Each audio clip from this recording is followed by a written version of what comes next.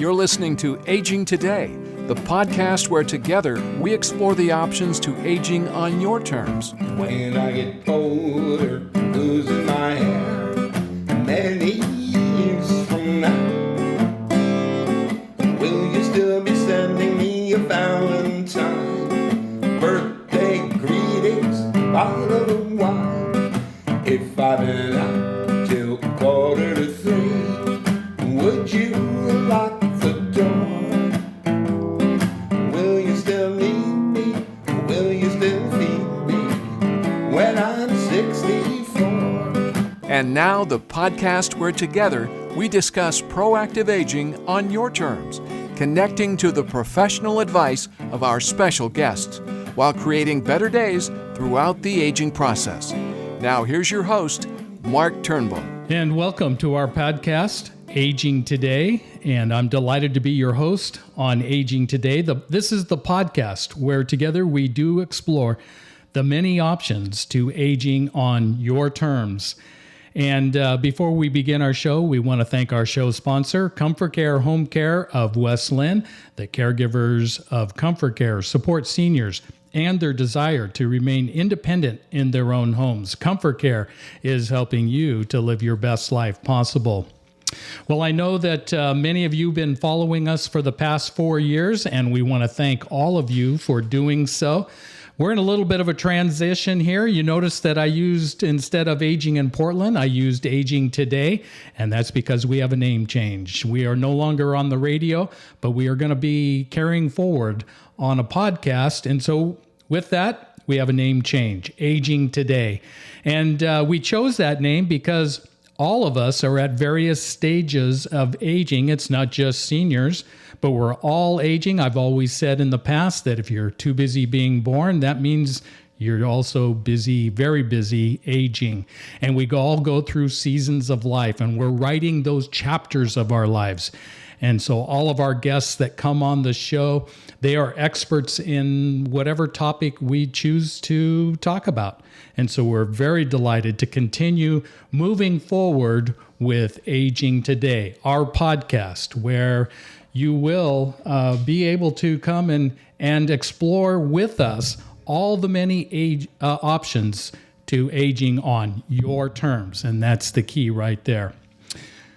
Well, this is Memorial Day, and it's obviously a very special day every year. And who better to have on the show to celebrate and to recognize and honor Memorial Day and all that entails, and that is our good friend, Georgena Eggleston. Georgena's been a guest on our show in the past. You probably are very familiar with her. She's a renowned author. She's a grief guide, a trauma specialist, and currently she's the dean of the Integrated Wellbeing Institute. And so we want to welcome Georgena Eggleston. Georgena, welcome to Aging Today. Oh, thank you, Mark. It's so nice to be back with you and your listeners.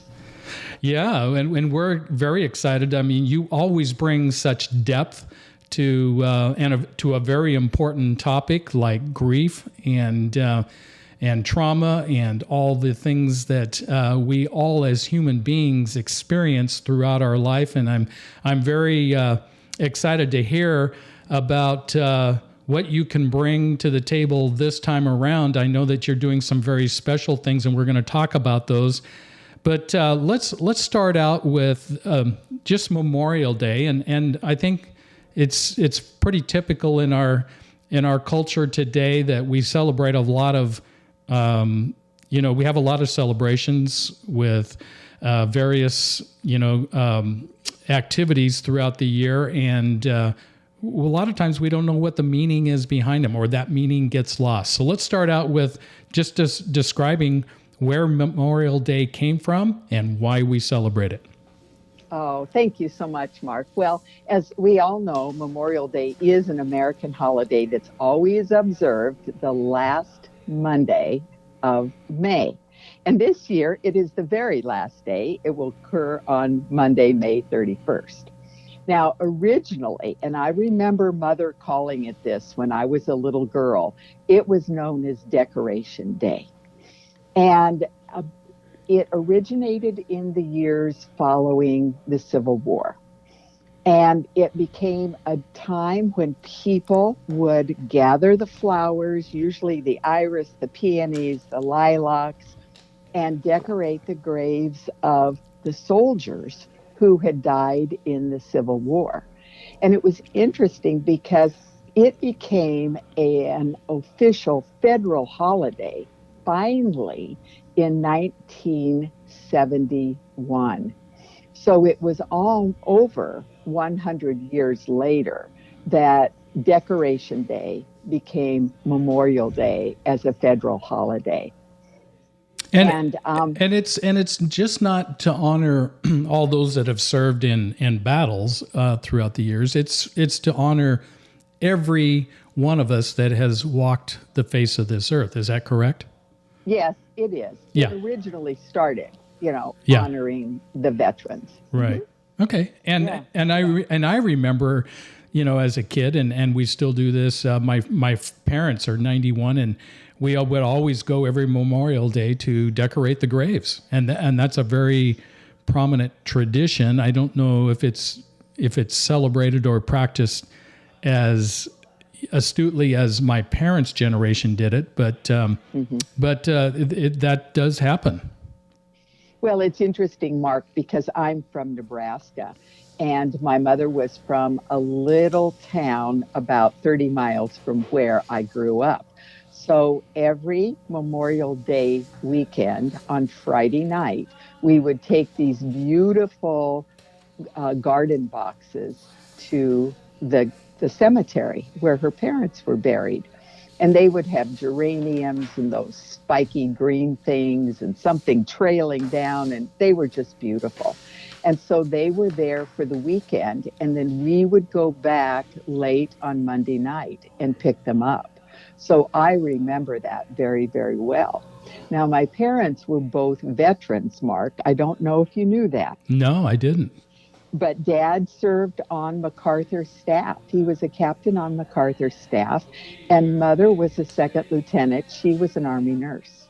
Wow. And they met in Tokyo right after the war, as soon as the Americans came in. That's how they met. So they're buried in Hastings, Nebraska, where I grew up. And every year then, the cemetery puts flags on their graves, which makes me so happy. Plus the fact I have a wonderful younger brother, Alan, who drives out from Lincoln with flowers and always decorates Mother and Dad's graves, and then the grave of our brother Mark, who's there beside them. Yeah. So it's indeed something that is a family tradition that we continue, Mark, just like your family does. Yeah. Yeah, I know that this time of year, that's when the rhododendrons are in bloom, and Mom would always go out to and she still does at 91. We're going to be going, as we speak, we're going to be going out to the graves. Many of my family is buried in Astoria, and then down in Salem. So we go to two different sets of graves and pick the flowers out of the garden. And then take them down and decorate. And I find it a fascinating place to go. I know I'm a little bit odd, but I love going to cemeteries, not seminaries. I went to a seminary, but a cemetery. You said that, Mark. Yeah. And the reason why is because it's such a great place to go to just ponder our own lives, number one, and then also to ponder the lives of those that are buried, and to imagine what those people must have lived through and their lifestyles, and then reading the epitaphs on the grave markers is fascinating for me. I just love that. I do too, and it's very educational as well. Yeah. And I'm curious, Mark, do you go on Monday, or do you go on a different day of the weekend, or usually Monday? Day? Nope, it's usually Monday. Oh, that's amazing. So you drive to Astoria and then all the way down to Salem. And then to Salem, and then we'll go out to dinner, and that's been a tradition. That's neat. Well, it was interesting, Mark, as I was researching for our program today. I found something new that I have never known in all these decades about Memorial Day. But it said each year on Memorial Day, a national moment of remembrance takes place at 3 p.m. local time. And so I think that's an interesting thing to share with our audience today. And I'm very curious how many of the people on the audience then do that, because I never have. But this year I am. Yeah. Yeah, that sounds interesting. I wish we could take a poll and have people call in, but on a podcast, it's a little bit different. I know. And the other thing I wanted to share that was news to me is that the federal government declared Waterloo, New York, the official birthplace of Memorial Day. And I thought that that was very interesting too. Yeah. So that's just another little tidbit for our audience today. Yeah. And the reason was Waterloo was chosen because it hosted an annual community-wide event that was the first celebrated, Mark, on May 5th, 1866. So it sounds to me and feels to me like they earned that designation of the birthplace. Yeah, and it's really interesting. I've got I love looking at the epitaphs, that are written on the gravestones. Mm-hmm. And there's one that has always stood out to me, and it was in a little windswept cemetery in Eastern Oregon. And What's on that, this, Mark? pardon? Yeah. And on this tombstone, it said, "She's gone, and oh, how I miss her." Oh, Mark. Can you imagine the love and the grief that this individual, I'm sure it was the husband, and he had written that on her tombstone. And what an honor. And wouldn't that be great if, I've often said on my tombstone for my loved ones to say, "He's gone, and oh, how we miss him." And what an honor that would be to know that your life counted. And absolutely. And to be able to, carry that on throughout the ages. Do you have a favorite? Yeah. Have you? No, I really don't. Yeah. But what I'm appreciating as things evolve in the industry of the grave markers, being able to see the picture of the person that is there on the stone. Yeah. I really have appreciated that. Well, I encourage our listening audience to be thinking of what it is that you would put on your gravestone. Assuming that you're going to be buried. I know cremation is very popular today, but you can still even do various markers and have that kind of an epitaph that's meaningful to you. And I think that's pretty fun. Yes, it is. That's really neat. I just wrote that down, Mark. She's gone. Oh, how I miss her. Yeah. Thank you. Yeah.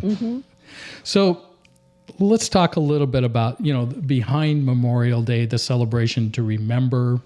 We're remembering our loved ones, or honoring them, or recognizing them. And in that remembrance, there's a nice little thread that runs throughout remembrance, and that is grief. Talk a little bit about grief and remembrance and how they go together. Well, what you just said, she's gone. Oh, how I miss her. That's the grief, and that's the remembering. She will always be remembered.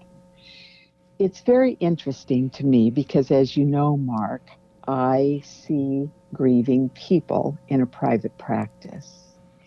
And grief comes in many, many forms, and it comes at different times. Some people's grief lasts 90 days. Some people's grief they're in that stage of raw grief for 18 months. Everyone is different. And what I have heard over and over in working with grieving people is I am afraid that if I start moving forward, I will forget them. And so at that point, Mark, I say to people, well, what warm memories do you have of this person? And encourage them to either buy a little notebook or journal, or even cut strips of different colors of paper and write down these memories that warm their heart. Because then, if they feel, oh, I've forgotten, or I didn't think of them today, or they can go then to the book, or they can go to the jar and pull out a piece of paper and simply stop for a moment and remember. And so, that the grief is an emotional process, Mark, that we try to intellectualize in our country because we're a country of thinkers, not so much feelers. Yeah. And so what I so appreciate is that grief allows us to really get in touch with our humanity by feeling all of these emotions. And so, Georgena, talk a little bit about grief. I want you to go a little deeper, okay. And where I want you to go is that we're in denial. Mm-hmm. And how do we get to the core of our grief and recognize it and call its name out so that with the intent of healing, and because that's what we all want, but yet we're so afraid of the healing. Why is that? Oh, we're afraid of the emotion, Mark. I have an audio program that's 4 hours long that I created entitled Navigating the Ocean of Emotion. Because people are so afraid that once they start crying, they will never stop. And thus the resistance. Walls are built up around our heart, intending to keep ourselves safe. But what it does is it then walls us off from other people who want to be there with us in our pain. So, as I said, grief is an emotional process.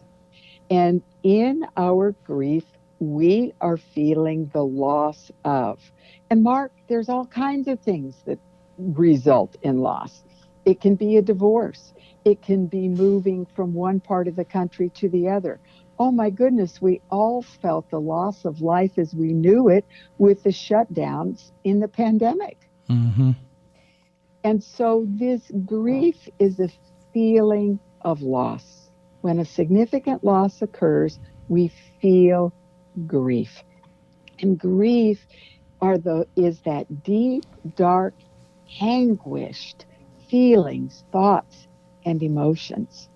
I've been using an image, Mark, of a big, tall building, big pink actually, in downtown Portland, with its 30 stories tall. And then I've been inviting people to imagine that there are at least 10 or 20 floors in a parking garage. Now, we know that's not the case with this building in downtown Portland, Mark. But in a parking garage, Mark, it's dark, except for the artificial lighting. There is no natural light. And that's how we feel in grief. The term grief, Mark, is an umbrella for all the different emotions that come up with the different losses. People can feel guilt, sadness, anger. People can feel betrayal, and they can feel abandoned in their grief. People can feel anxiety. That's how grief started showing up in my office, Mark, in 2009. 19. So what grief is, it's really a call for care. It's a call to say, my world as I know it has shattered. Yeah. But what is still here is my heart. And inside is that still small voice. So that's why I say, Mark, grief is an inside job. You've got to go inside and feel the feelings that are there and let them come up. I love what you said, that it's an umbrella term. Yes. And it's filled with all kinds of emotions, anger, betrayal, anxiety.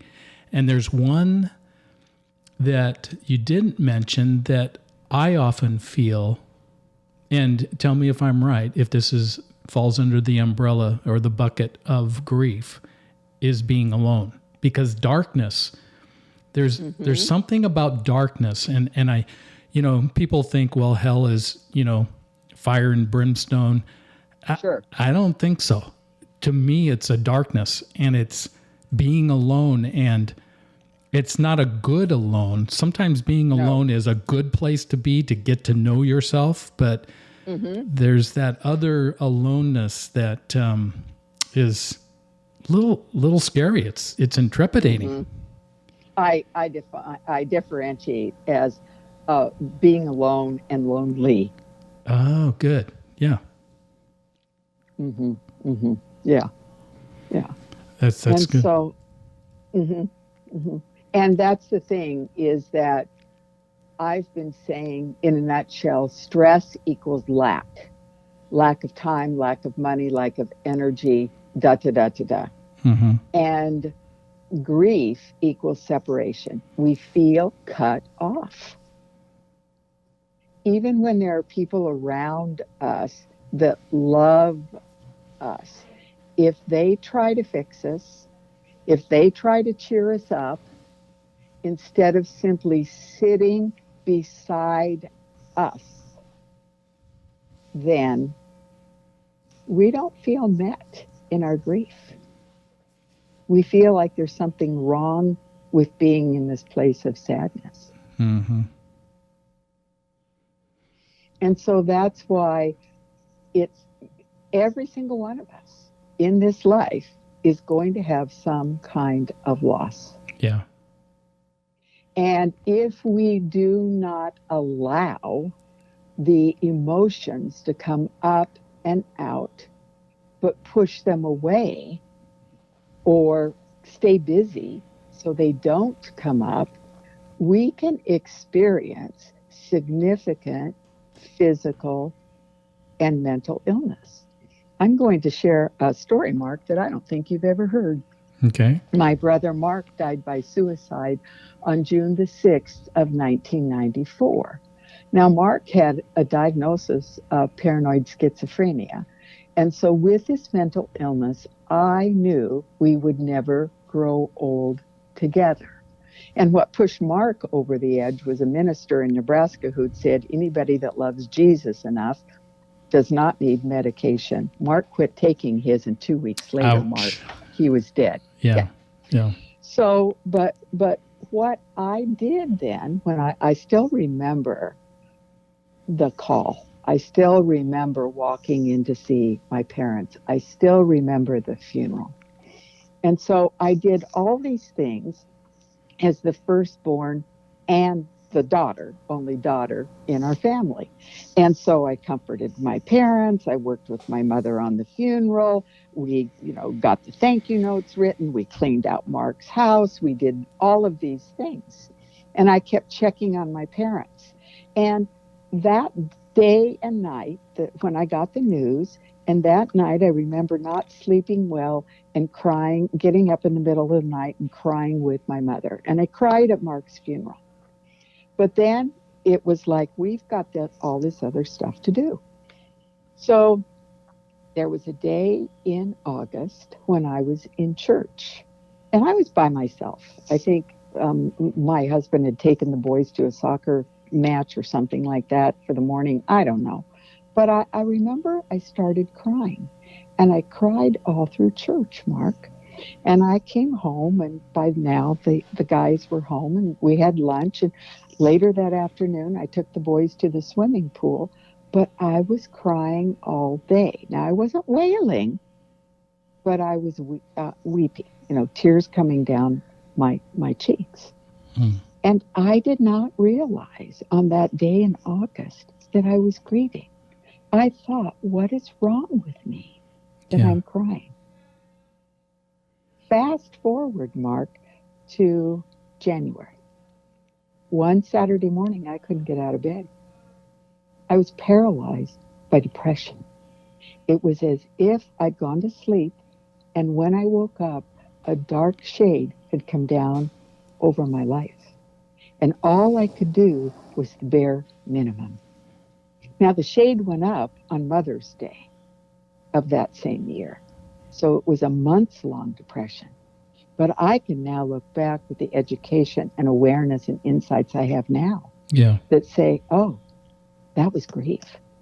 And it manifests as depression, Mark.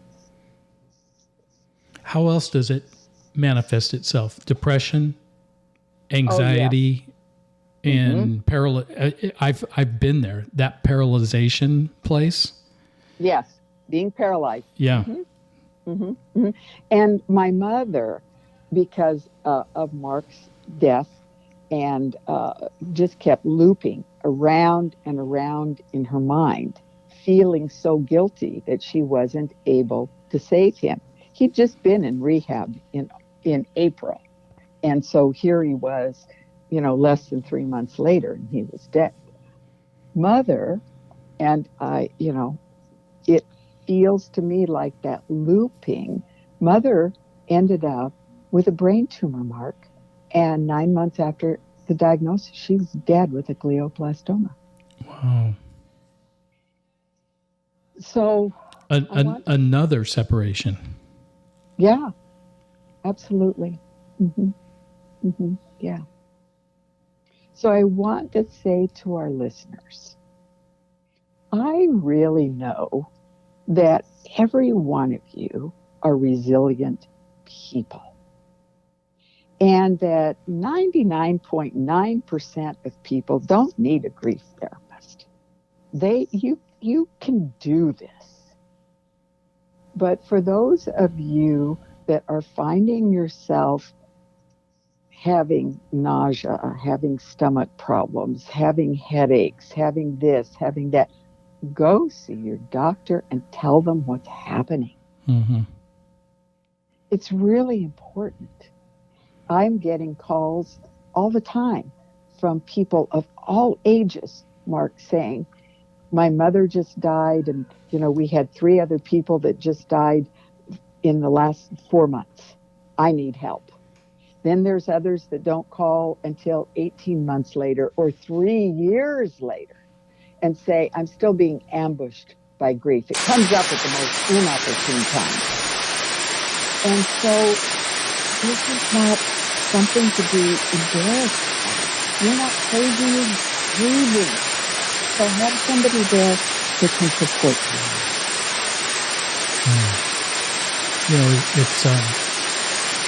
It's interesting. I think some of the reason why we don't get the help is because I think we're at a loss of words of what's going on inside of us. And we don't know how to articulate that, and we don't know how to express it to people that can help us. So then we end up covering it up and doing nothing.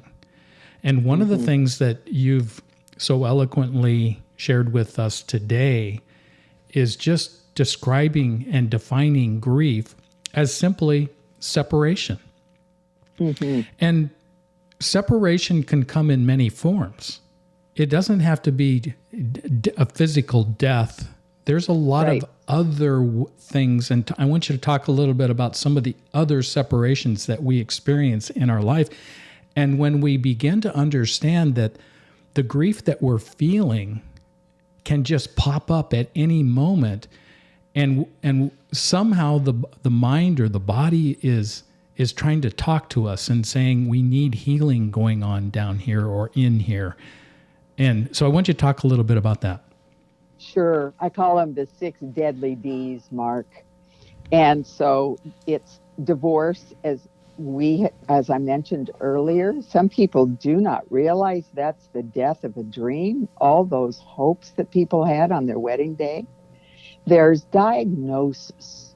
So when people get a diagnosis, it's like, okay, how are we going to fight this? How are we going to cure this? How are we going to... But I'm suggesting there could be a pause for us to simply stop and say, oh my gosh, my body, what's happened to my beautiful body, my healthy body? That's something that I really invite people to ponder. And then there is discussion. And Mark, that can range from people who are in a family filled teasing with me, bullying. It can be physical and emotional abuse in the family. It can be murder. It can be war. All of those things I term dysfunction. And then there is despair. And despair comes with that overwhelming feeling that I'm never, ever going to have the life that I want. Or this world has so many problems. That despair feeling, Mark, puts us down in the dark parking garage. That's where the depression comes in? Yep. Mm-hmm. Yeah, very often. Very, very, very often. And then there's the natural disasters. And oh my goodness, we experienced those last summer in Oregon with the fires.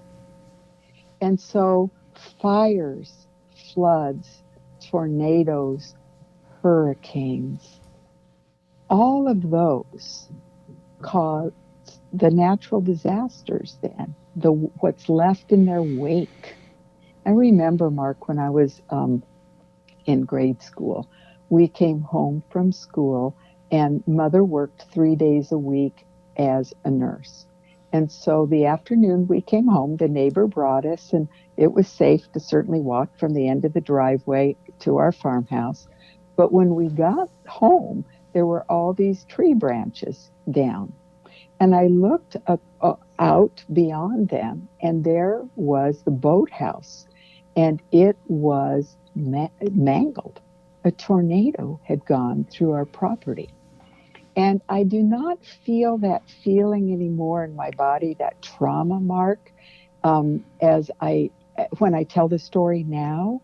But when I told that story as recently as 10 years ago, I could still feel that constriction in my body, that fear in my body, that, oh my gosh, what's happened? And then finally, the 6th deadly D is death. Death of a pet. Oh, you have no idea, Mark. Those beloved four-leggeds that don't ever talk back to us, they leave a huge hole in our heart. And then the death of a dream, as I've said. You know, the death of being a family when you become an empty nester. When kids go off to college, it's time for care. I remember someone who is a brilliant presenter as a positive motivational speaker sharing this feeling they had for several weeks after their last child went off to college. And I said, that sounds like grief. And as soon as I said it, oh, there was such a relief on their face. It's like there's nothing wrong with me. Oh, this is grief. And then the grief that we've been talking about on the program today with people passing and than Memorial Day today. Yeah. And recognizing all of those people that had such a great impact on our life and Right. Recognizing them. And that's why we celebrate Memorial Day. Absolutely. Let me ask you a question in regards to the 6 Ds. So, because it's just a matter of time. We're human beings. And if you're on this planet long enough, you're going to experience one, if not all of those 6 disasters, destruction, divorce, death, disease, despair, whatever it is that you find yourself in. And you made a comment earlier, you don't need to go to a professional therapist. You can work on these things as individuals, but I think one of the things that we're at a disadvantage, we don't take the time to develop the right tools that when this grief creeps up into our lives, we just don't have the tools or the mechanisms to confront it. And I like that word confront, because for me, confrontation, this kind of a confrontation is good, to be able to recognize it and to identify it. Am I on the right track there? You are. So if I may share, there are some tools that I've developed over the years that really work. And you've begun with the 3 R's, recognize. You've got to recognize your grief. Now, it can come in the form of an emotion that you just start wailing, or you become very, very anxious. It can also, Mark, come in the form of an ache or pain. Very often it's shoulder pain. And if you consider the body, the shoulder, especially the left shoulder, is the back of the heart. And so what do we shoulder? We shoulder this grief. We shoulder the responsibility of what happened. The body tells the truth, and its language is metaphor. So it's very important for our listeners to recognize, oh, I'm in grief. This emotion is here. Oh, I've got a pain in my shoulder. And then to relate to the emotion, relate to the pain by simply being with it, by simply noticing, does it have a color? Does it have a temperature? Does it have a texture?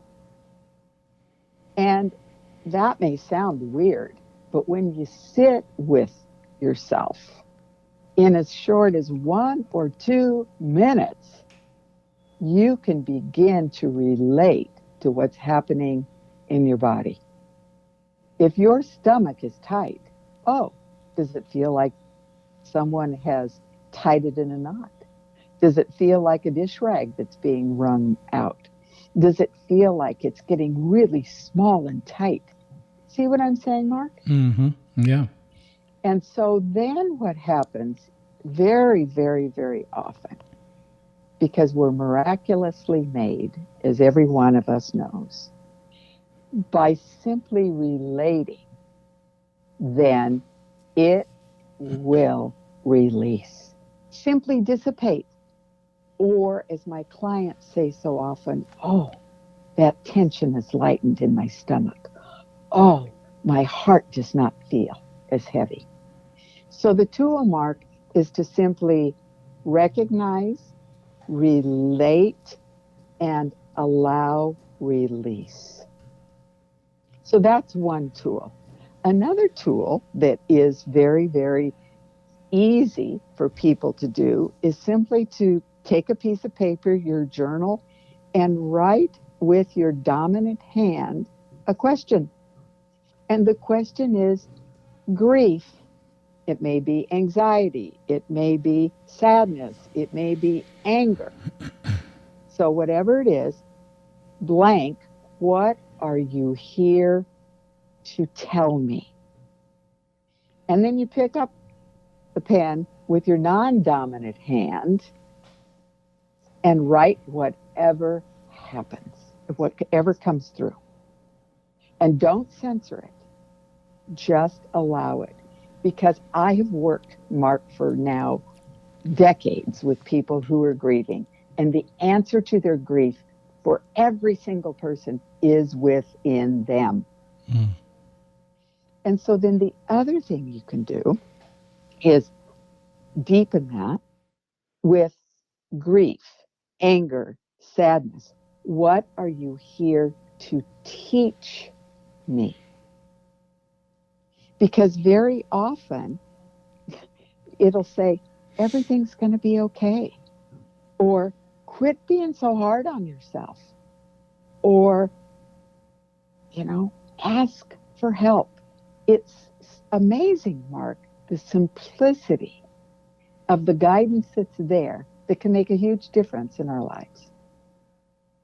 So that's the most profound tool, the recognize, relate, release, and then relating deeper with what I suggested earlier, noticing if there's an image, a color, a sound, a word, a temperature, or going to a journal if you're a writer. The other thing that I've been having people do in the 11-week grief course, Mark, is drawing a picture of their grief. And, so many of us are intimidated because we're not the best artists, but it gets it out. It's one of those things, again, gets it up and out and onto the paper. Mm-hmm. And it's interesting. So you have this class that you teach. So many in our listening audience may have got their ears perked up on that. And so do you help people and train them to deal with grief? Yes. So last summer, during the pandemic, during the lockdown, I took the 20 plus years of grief experience and wrote it into a 12-week training program that was then certified by the International Coaching Federation. So I train therapists, coaches, nurses to provide this to their clients. And I also then work with families and individuals, and the people who have been certified in the program, I can refer to them. So anybody who is listening and says, oh, an 11-week program to move through my grief, that sounds good. I want more information.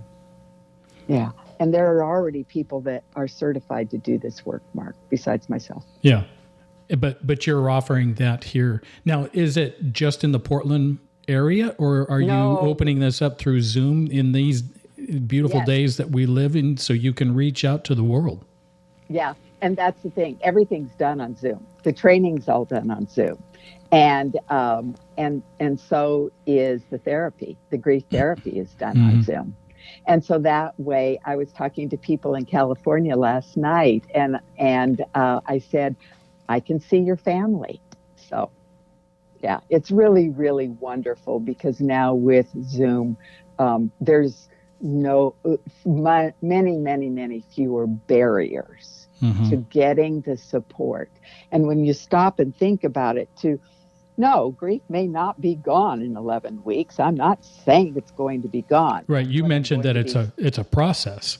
It is. And what you're going to leave with is an understanding of grief, where grief lives in your body, and a whole toolbox of meeting grief.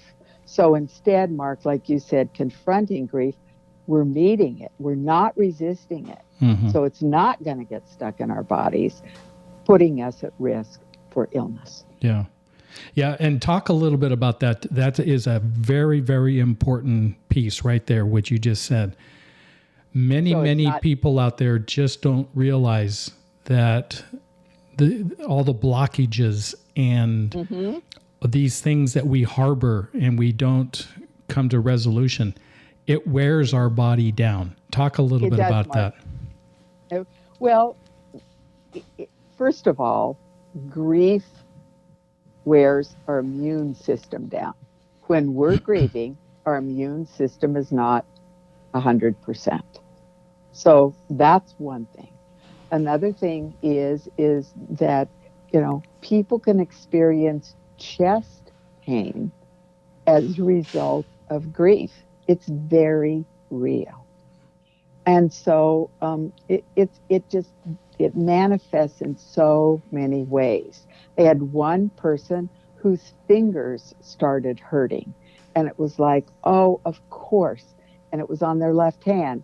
Yes, the grief is in the heart.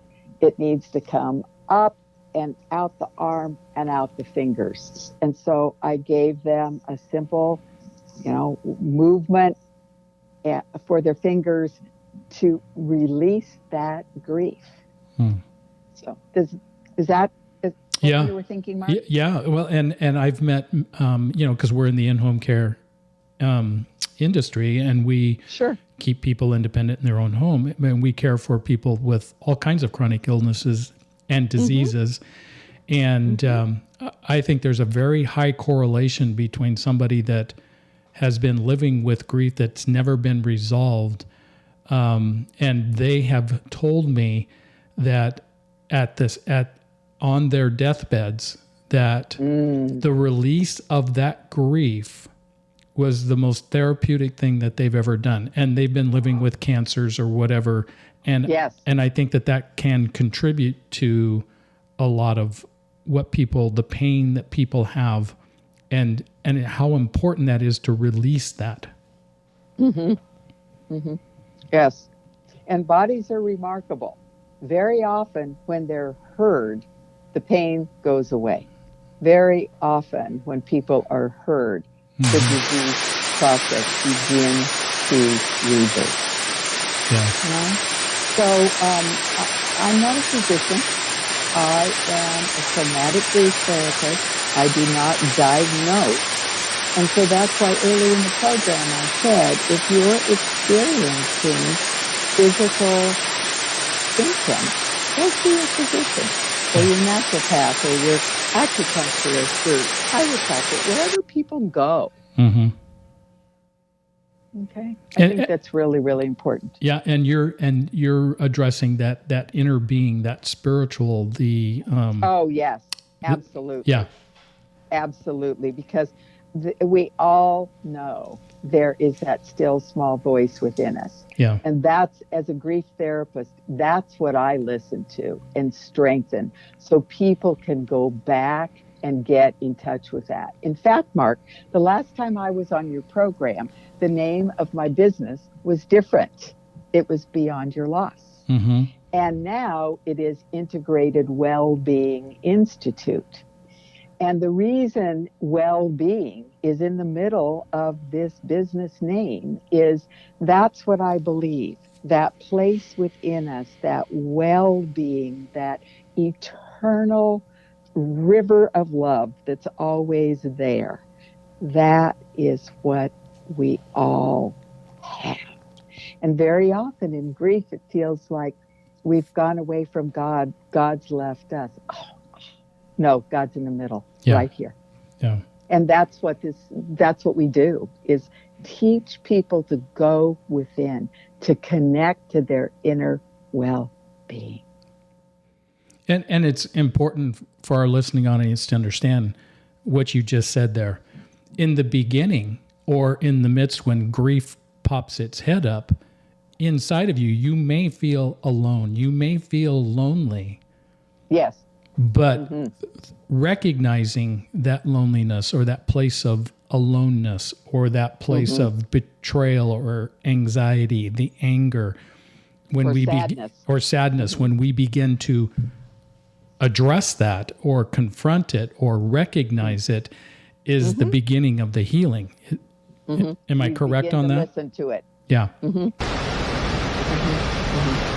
in this 12-week course that you're teaching, is it an hour a session or is it 2 hours? How long do the session? What do they look like? Describe to our listening audience what these 12 weeks look like. The 12-week training for therapists, coaches, and nurses, that's 3 hours per week. And the 11-week program is for clients. It's for grieving people. And that's an hour. So you get 11 hours in this particular focus. Oh, that's good. Yeah, I missed that. My apologies. So there's two training sessions. There's one for individuals that are experiencing grief, and then that's 11-week course, and then the 12-week course is for professionals to teach them how to coach. Is that correct? Mm-hmm. Absolutely. So that they can use these tools and provide this 11-week support to people. Mm-hmm. Yeah. Oh, that's great. So how's our listening? They're going, Mark, tell us how to get a hold of Georgena, because I'm very interested in this. Okay. I think the best thing to do is to go to Integrated Wellbeing Institute and look at the website, and then email me. And I apologize that my name is rather long, but I'm going to spell it for everyone. And hopefully, Mark, it will be somewhere. Oh, this is a podcast, but perhaps it'll be somewhere where they can see it. So George, Georgena, Georgena.Eggleston, Eggleston @gmail.com. And the other thing they can do, Mark, is to call me, 503-309-3966. And the good news is that I'm training more people this summer. And so we're looking for people that want to go through the program at no cost to them. They would be a pro bono client. Okay. So there's that option too. Do you go through as a group? Do you have certain start times, or can you start anytime you want, and this is an individual? You can start anytime you want. Okay. So, for instance, I have people right now that I'm seeing privately. One is on Module 3, another's on Module 8. I finished with somebody yesterday on Module 11. So, yeah. Mm-hmm. And you're part of this. It's not a recording. This is a live session. No, it's very live. And okay. And the thing is that each person who's grieving has the pathway and the answer to grief within them. And the certified grief facilitators that I have already trained, and the people that I will be training this summer, are people that have been taught to listen deeply and reflect back so that they know what aspects of the tools to deepen for the grieving person. I am so thankful for you, just for the years of experience that you've pulled together, that you've lived through with your own grief. And you haven't even shared, for those that haven't heard you before, and you mentioned your brother Mark, but you also had a son that yes. that you felt a tremendous separation from. And I'm going to let you, if you want, you can share that story, or people can read about it in your book. Or they can go to my website, Integrated Wellbeing Institute, and read the story with more details of the fact that there were 5 people in my family that died in less than 4 years. Yeah. So my son said to me, Mom, why do you go out and speak on grief? Why'd you choose that topic? I said, honey, I didn't choose it. It chose me. Yeah. Yeah. Well, and we're all blessed because of it, because you're bringing this to the forefront, and it is something that every one of us needs to be aware of in our own personal journey as we traverse this earth. And we need to deal with it. And we're just so ill-equipped. We are. And that's the sad part. And there's so much grief all around us. And we got to learn how to manage it. And the uniqueness of the approach that I offer to people is grief lives in the body. Learn to listen. Allow your grief to be a guide. Yeah. And so that's the uniqueness, is the body tells the truth. And when we really learn to listen to it, it's a great guide. Well, and I think also, Georgena, that, we live in a very unique time where, and I think you alluded to this earlier with COVID, that's a loss. Yes. There's a separation. And it's a separation of our society isn't the same. And, Right. and that's a loss. And then It is. on top of that, we've been experiencing, cities burning. You talked about the forests burning, but cities, man-made cities, fires by man is burning down, and that's a loss. And many of us are at a loss, and we're grieving, and we've got to make sure that we, it's okay to go through this, and I don't want to get political or anything, Sure. regards to that, but however, it is a form of loss, and I want you to address that too, that if you're feeling, and if you're listening out there and you're seeing our culture change right before your eyes, how do we deal with that loss?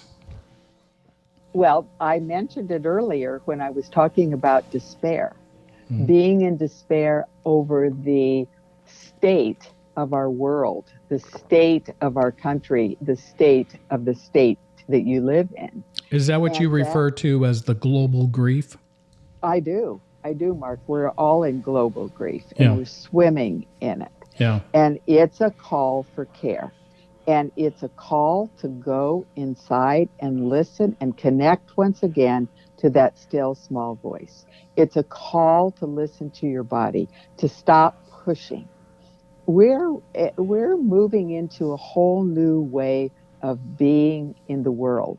And if we don't, we're not going to make it as a civilization, I don't think. Yeah. I would agree with that. And so when I say, since we're all in global grief, I just said, stop and listen to yourself. Mm-hmm. You can take 1 minute. In fact, Mark, I'm going to share with our audience right now the tip that is in my blog this coming Sunday. And so I'm going to invite all of the listeners who are sitting down to come to the edge of your chair.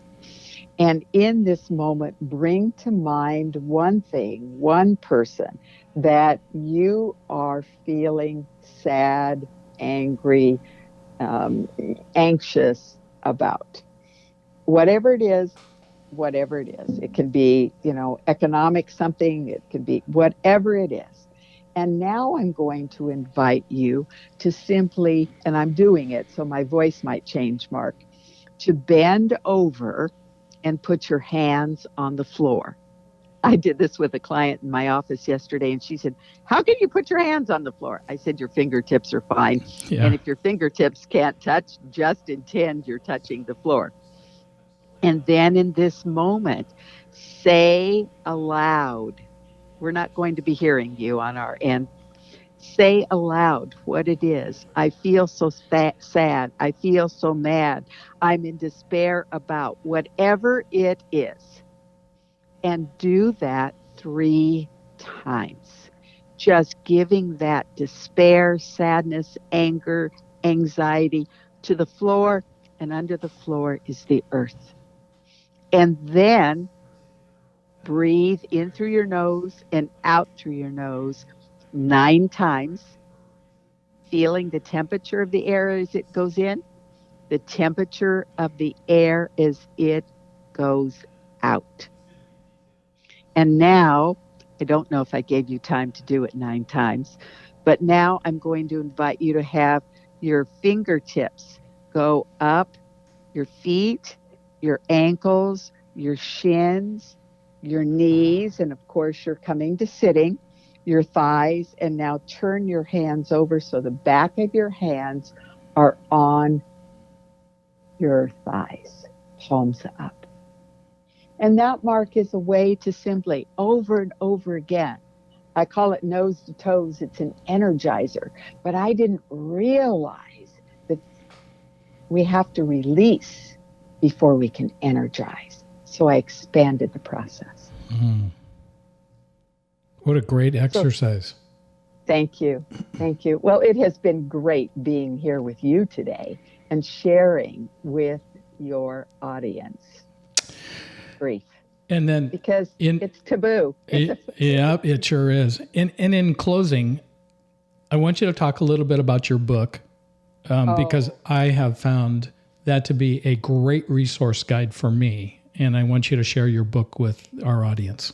Okay. The title of the book is A New Morning, Discovering the Gifts in Grief. So if you forget how to spell my name, it's you can find this on Amazon. So it's A New Morning, Discovering the Gifts in Grief. And I know people used to kind of raise their eyebrows when I would say that title, Mark, but really and truly, when you get right down to it, there's always a gift, even in the darkest parking garage. Amen to that. All right. Tell us one more time how our listening audience can get a hold of you. Okay. I would love to have you email me or call me. So my email again is my name, Georgena.Eggleston @gmail.com. That's GeorgEggleston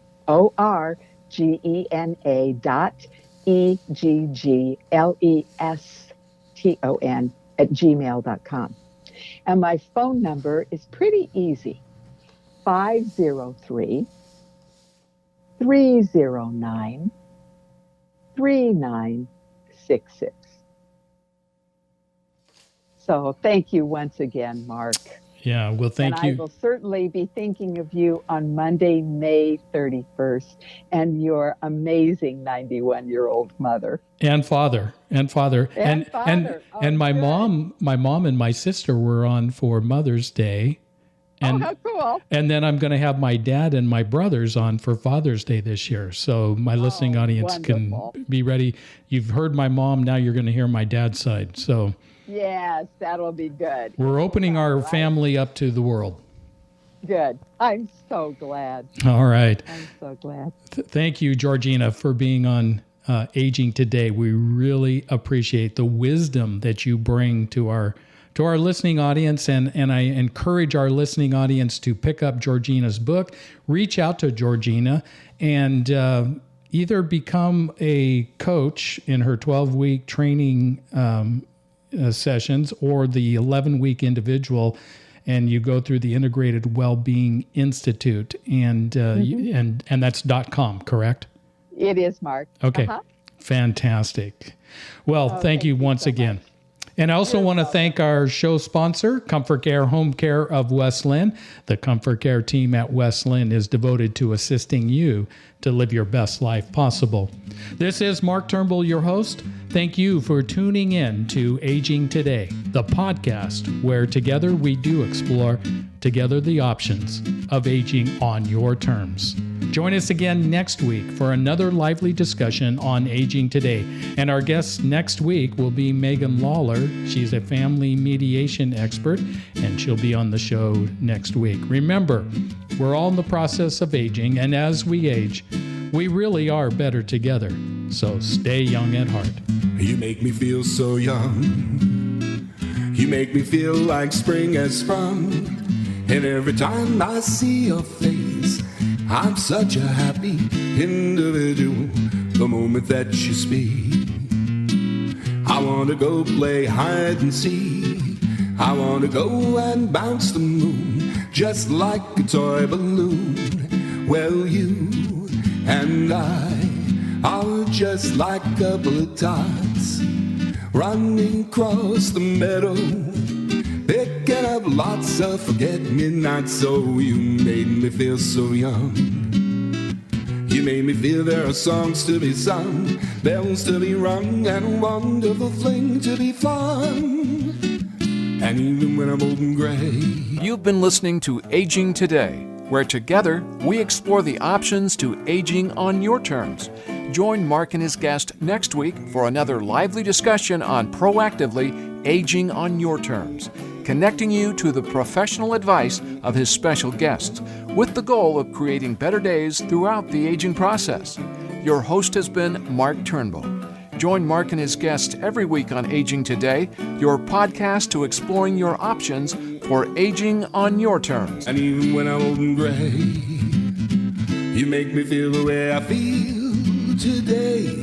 'Cause you make me feel so. You make me feel so. You make me feel so young. So young. You make me feel so young. You make me feel so young.